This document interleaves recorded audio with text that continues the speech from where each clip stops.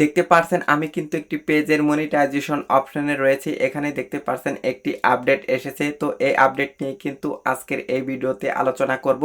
এখানে কিন্তু বলা হয়েছে যে মনিটাইজেশন নিয়ে আপডেট এসেছে।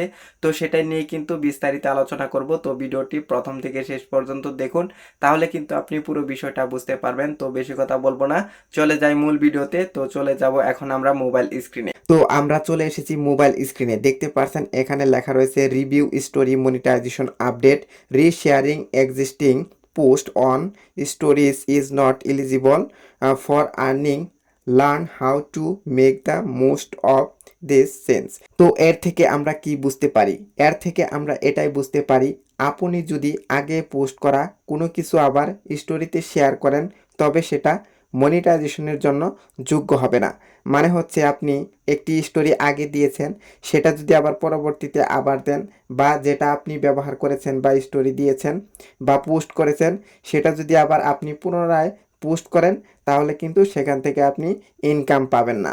মানে ফেসবুক চাচ্ছে আপনি যখন ভিডিও তৈরি করবেন, অবশ্যই ইউনিক বা নতুন কন্টেন্ট তৈরি করবেন। যেটা আপনি একবার ব্যবহার করেছেন, সেটা পুনরায় কখনো আপনি ব্যবহার করতে পারবেন না। তো দেখতে পাচ্ছেন এই যে একটি আপডেট। তো এই আপডেট পুরো বিষয়টা দেখতে হলে আমাদের কি করতে হবে? এখানে ক্লিক করে দিতে হবে। তো এখানে যদি আমরা ক্লিক করে দিই, তাহলে কিন্তু পুরো বিস্তারিত বিষয়টা আমরা দেখতে পারবো। তো আমি ক্লিক করে দিলাম। তো ক্লিক করে দেওয়ার পর দেখতে পাচ্ছেন এখানে লেখা রয়েছে update to story monetization, reshare content on stories is on longer eligible for earning. এর থেকে আমরা এটাই বুঝতে পারি, স্টোরি মনিটাইজেশনে পরিবর্তন। এখন থেকে স্টোরিতে শেয়ার করা কন্টেন্ট থেকে আর আয় করা যাবে না।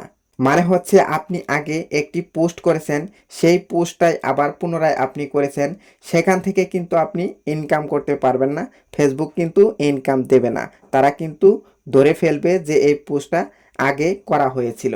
তো নিচের দিকে দেখতে পাচ্ছেন আরও লেখা রয়েছে post directly two stories, stories that reshare an existing post whether it's your content or others are not eligible to earn।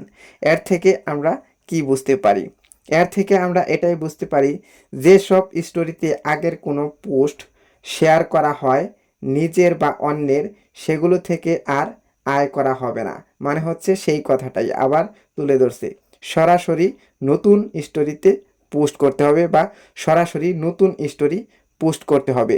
মানে হচ্ছে সেই কথাটাই, আপনি আগে পোস্ট করেছেন, সেটা আবার পুনরায় পোস্ট করলেন, সেখান থেকে কিন্তু আপনি ইনকাম করতে পারবেন না।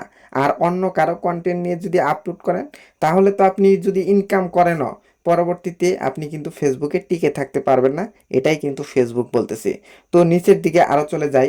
এখানে লেখা রয়েছে connect with your audience, engage your followers with fresh authentic content that builds a loyal community around your brand and voice।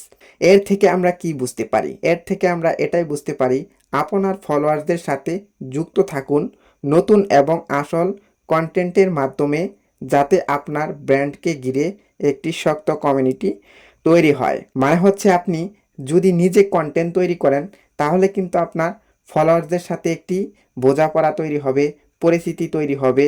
আপনি কিন্তু একটি শক্তপোক্ত কমিউনিটি গড়ে তুলতে পারবেন। আপনাকে কিন্তু সকলেই চিনবে, আপনার ভয়েস চিনবে, আপনি কিন্তু অনেকটাই এগিয়ে যেতে পারবেন পরিচিতির মাধ্যমে।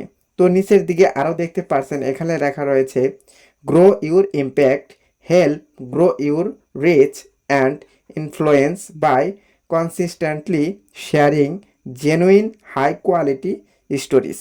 এর থেকে আমরা কি বুঝতে পারি? এর থেকে আমরা এটাই বুঝতে পারি যে নিয়মিত ভালো এবং আসল স্টোরি শেয়ার করে আপনার রিচ ও প্রভাব বাড়ান। মানে হচ্ছে আপনি আসল স্টোরি শেয়ার করবেন, সেগুলোতে কিন্তু ফেসবুক রিচ অনেকটাই বেশি দিবে। যদি আপনি নিয়মিত নিজের স্টোরি শেয়ার করেন, ইউনিক স্টোরি শেয়ার করেন, সেগুলো কিন্তু ফেসবুক নিজে থেকেই ভাইরাল করবে এবং কি গ্রো করবে। তো এর থেকে আমরা এটাই বুঝতে পারলাম যে ফেসবুক কিন্তু নিজের তৈরি করা কন্টেন্টগুলোর প্রতি অনেকটাই জোর দিচ্ছে। তারা কিন্তু নিজের কন্টেন্ট আপলোড করা, সেগুলোতে কিন্তু ফেসবুক রিচ দিচ্ছে। তো এই ছিল আজকের ভিডিও। চ্যানেলে নতুন হয়ে থাকলে সাবস্ক্রাইব করে দিয়ে আমাদের সঙ্গেই থাকবেন এরকম আরও ফেসবুক রিলেটেড নতুন নতুন ভিডিও দেখার জন্য।